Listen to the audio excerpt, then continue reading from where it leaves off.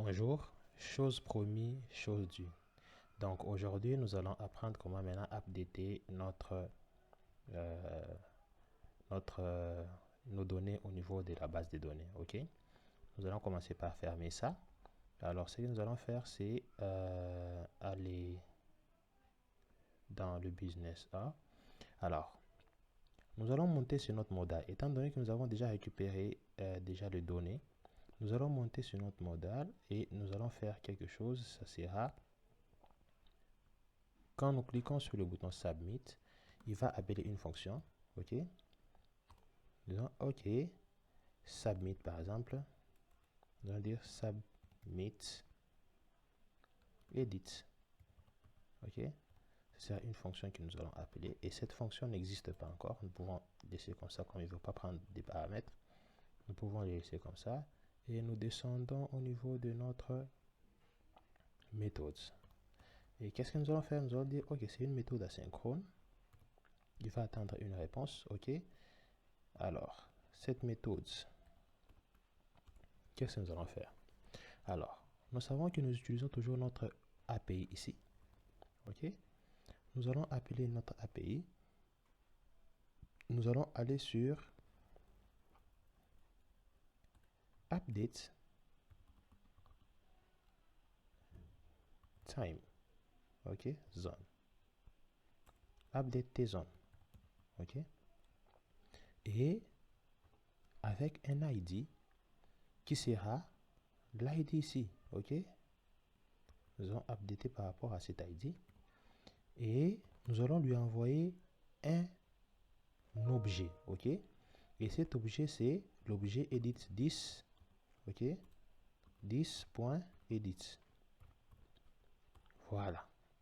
Alors, les 10.edit, pour ceux qui ont oublié, là où nous avons trouvé ça, c'est ici. OK. Cet objet-là. Et cet objet est rempli à partir d'ici. OK. Quand nous le remplissons, quand nous appuyons là, automatiquement, cet objet-là est rempli par les données qui sont là à l'intérieur. OK. Et vous comprenez la suite. La suite, c'est après avoir envoyé, il va nous retourner toujours une réponse. OK. Une réponse qui sera égale response. Response point. OK. Status qui est égal. Je pense que c'est response, j'ai oublié un S. Response qui était à la point status. OK. Égal 200. Si nous retournons 200, nous allons faire quelque chose. Else, nous allons aussi faire quelque chose. D'accord? OK? OK, nous allons retourner quelque chose. Alors, qu'est-ce qu'il faut maintenant? Nous allons aller ici, au niveau de route. Nous allons nous créer la route pour nous permettre de faire l'update. OK? Voilà, nous allons juste copier ça. Et puis, voilà. Nous disons, ça sera input. OK? Ça va prendre normalement ça. Normalement, ici aussi, nous devons mettre input. OK? Ce sont les verbes que Axios utilise aussi. Alors, étant donné que Axios utilise ça, nous aussi nous allons utiliser parce que nous utilisons Axios. Et là, c'est business. Au lieu de c'est business time zone, je pense. Non. Business. Nous avons appelé une très mauvaise. C'est le contrôleur. Nous le supprimons là-bas. Voilà. Et là, nous allons aller sur Update. OK. Et dans notre contrôleur, nous rentrons au niveau de notre contrôleur. Rentrons au niveau de notre contrôleur. Et au niveau de notre contrôleur Business Hour, nous allons créer une méthode qui va s'appeler public. OK. Function. On a la méthode. On a la méthode update. Update qui va avoir un request. OK. De $request. Et puis un ID. OK. ID. Voilà. Et c'est comme ça que nous allons maintenant appliquer notre méthode. Alors, à ce niveau, qu'est-ce que nous disons? Nous disons, nous allons normalement updater notre base de données. Et pour l'updater, nous allons appeler le modèle business business hour, ok, where, ok, vous comprenez déjà, where l'ID est égal à l'ID. Qu'est-ce que nous allons faire? Nous allons faire un update. Et nous allons updater quoi?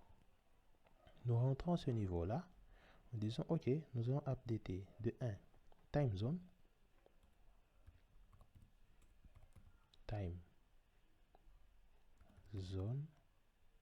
name, ok. 2, nous allons updater time. Ce n'est pas ce que nous voulons updater. Nous voulons updater business plutôt. On peut, je pense s'il y a moyen, non, il n'y a pas moyen de faire ça. Ok, nous allons juste écrire business name, ok. Et là en bas nous disons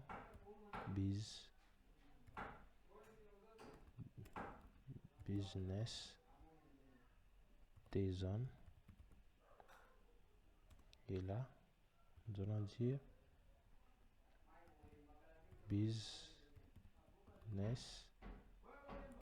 default, pas default mais status plutôt, status, ok. Et je pense que c'est tout, ok. Je vais me récupérer tout ça, je vais aller avec ça au niveau du modèle, ok, pour permettre cela, ok. Et au niveau du modèle, c'est modèle business, nous allons créer protected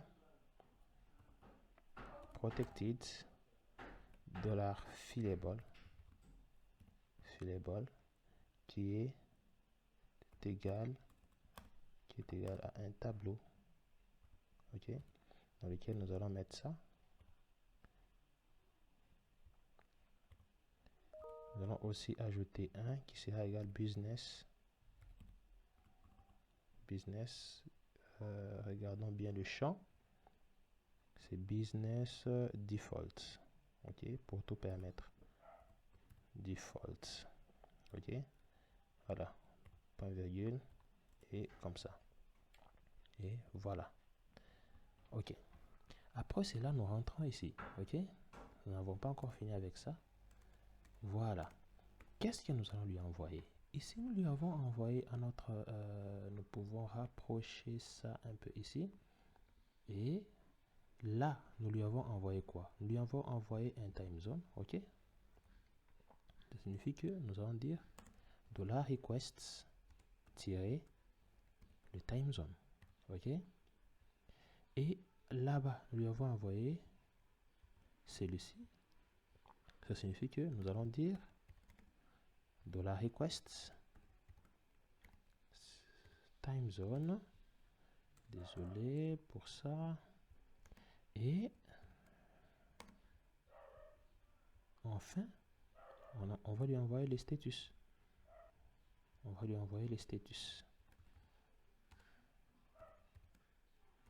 Voilà. C'est ça le status qu'on va lui envoyer. Et automatiquement, il va nous retourner une réponse avec 200 si tout est OK. OK? Alors, nous allons nous arrêter là-bas et rentrer à ce niveau-là, dire si tout est bon. On nous affiche par exemple alerte. OK. Juste ça. Et si tout n'est pas bon, on va nous afficher alerte. Pas bon. OK. On enregistre. On fait un run watch.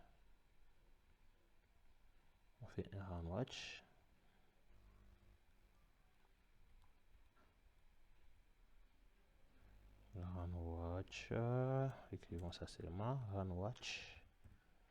Ok, on fait un run watch pour voir si tout va bien. Nous attendons et nous allons revenir juste après. Ok, nous allons devoir tester ça.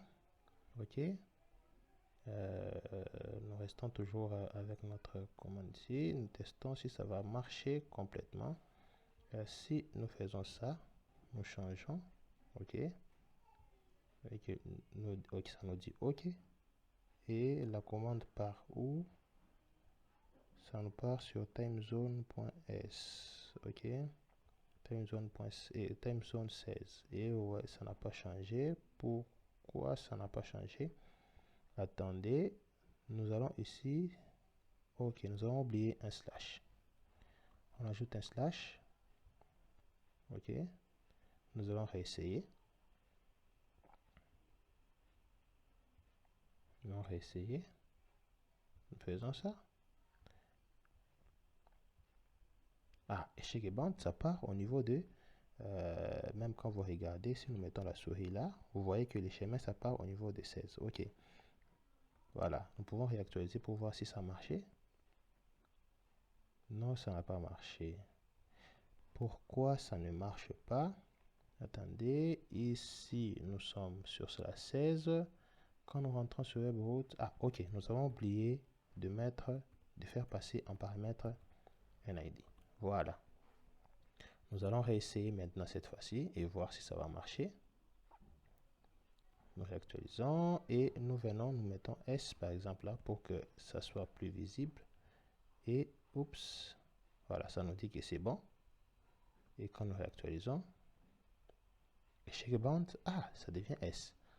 Nous pouvons essayer de désactiver ça. Nous pouvons essayer de désactiver. Si nous désactivons, ça nous dit ok, c'est bon. Et quand nous actualisons, nous voyons que ça ne marche toujours pas. Alors, qu'est-ce qui ne va pas? Vérifions un peu si nous avons lié la statue ici à notre checkbox là. C'est où? Au niveau de Edit. Au niveau de Edit, si nous regardons bien, il y a le check, mais nous avons oublié de lier, de faire le vmodal, ok, le vmodal des edit, ok, edit point status, ok. Nous allons réessayer et voir si ça va marcher. Comme nous savons déjà que la requête fonctionne bien, nous pouvons juste faire ça, éteindre. Voilà. Et puis nous pouvons réactualiser la page pour voir si ça a marché. Voilà, vous voyez que tout fonctionne maintenant bien. Et nous pouvons changer comme nous voulons. Et nous pouvons le changer. Nous pouvons dire, ok gars, toi tu vas rester là-bas. Et nous réactualisons la page. Voilà. Ok. Voilà. Nous voyons que ça a changé. Ok. Si vous voulez encore essayer, vous pouvez essayer. Vous mettez ça. Et vous allez voir que tout a changé. Voilà. Voilà. Nous allons essayer un peu maintenant de faire les messages flash. Parce que là, c'est pitoyable avec notre alerte. C'est vraiment pas beau à voir. Alors, qu'est-ce que nous allons faire? Nous avons notre plugin, ok, notre composant Toast, ok. Vous allez trouver ça sur GitHub, ok. Vous écrivez c'est ma Toast même sur Google et nous allons utiliser cette commande npm pour l'installer, ok, pour installer. Ok, nous faisons copie et nous faisons quoi? Nous venons ici dans notre deuxième, là nous tapons nos commandes et nous allons installer ça. En attendant, nous allons revenir juste après l'installation. Ok, l'installation est terminée et ce que nous allons faire, c'est aller suivre la documentation. Ok, on nous dit si nous voulons l'installer, nous voulons l'importer au niveau de Vue 3. Qu'est-ce que nous allons faire? Nous importons d'abord ça. C'est ce que nous allons copier. Nous venons dans notre app.js. Je vais carrément le mettre ici. Et puis je vais effacer mes commentaires là. Ok. Et il faut utiliser view toast. OK? Et pour l'utiliser, qu'est-ce que nous allons faire? Nous disons, OK, nous allons utiliser sur app.use.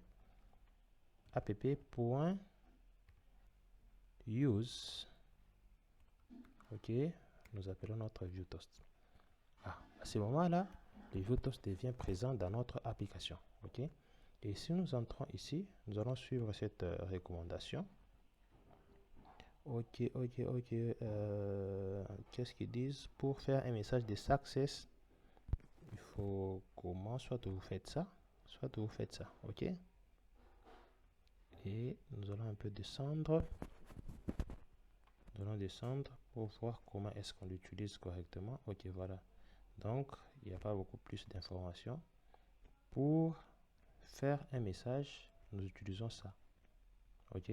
Nous disons app toast. Alors, chez nous, nous allons copier juste ça et venir avec ça dans notre application. Et ici, qu'est-ce que nous faisons? Nous le collons. OK? Nous le collons. Et là-bas, à la place de app, nous disons, OK, tu vas utiliser 10. OK? 10. Le message d'erreur. Mais c'est ça, c'est un message de success. OK? Et le time, je pense que c'est le time. On va dire le time, tu vas rester à, par exemple, 300 millisecondes. 300 millisecondes et success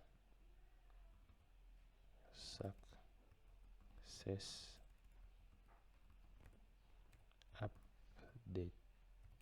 OK? Voilà, nous allons tester et rentrer à ce niveau-là. Quand nous sommes là, nous faisons ça. Voilà, vous voyez? C'est ça, ça sort là-bas. Donc, vous pouvez aussi préciser la position si vous voulez. Donc, vous pouvez préciser la position si vous voulez. Donc, vous pouvez préciser cette position. On peut dire que non, tu vas rester sur top. Et position top right. OK? Et nous allons réessayer. On va réessayer ça. Et quand nous enregistrons, voilà. Vous voyez que ça sort là-bas. OK. Je pense que nous sommes arrivés à la fin de notre vidéo. Et nous allons continuer la suite juste après. Dans la prochaine vidéo, nous allons passer au niveau de ajouter les données dans notre base de données. Et après, nous allons devoir supprimer. Merci beaucoup d'avoir suivi notre tutoriel et nous vous invitons à suivre la suite. Si vous n'avez pas encore, si vous n'êtes pas encore abonné à ma chaîne, veuillez vous abonner et activer la cloche pour que nous puissions être toujours en contact avec vous. Merci, bye.